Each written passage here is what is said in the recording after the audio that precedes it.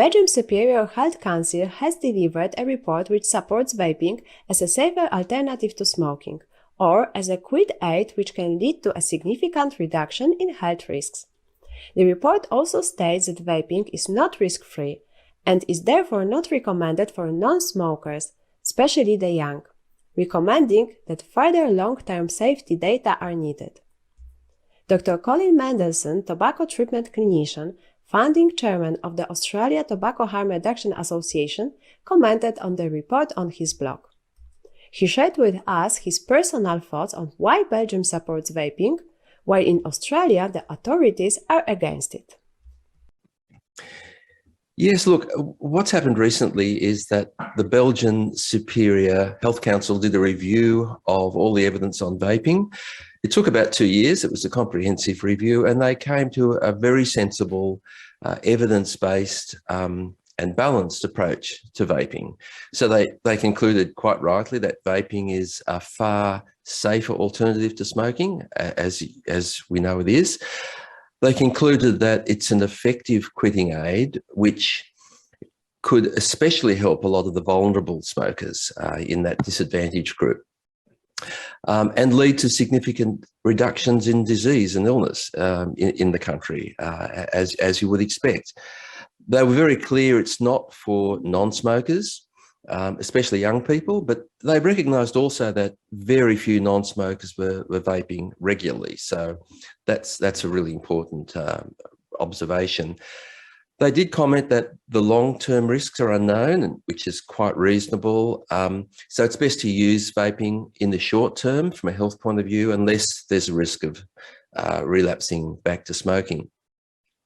And they recommended that conventional cigarettes should be more difficult to access than vaping, which is sensible.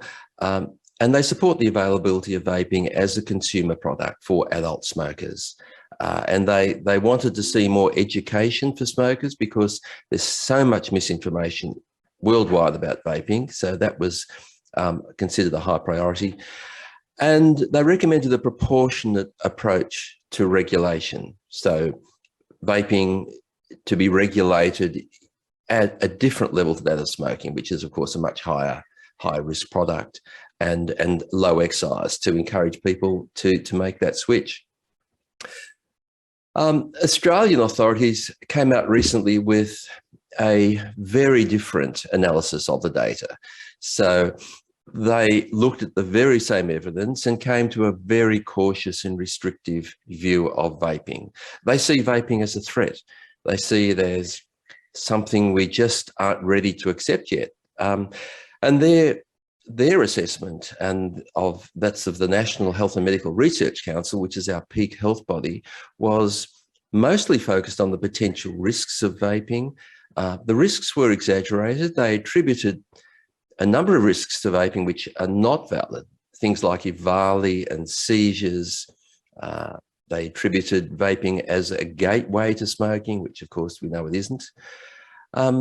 And they failed to acknowledge the benefits of vaping. They're very selective in the data that they selected.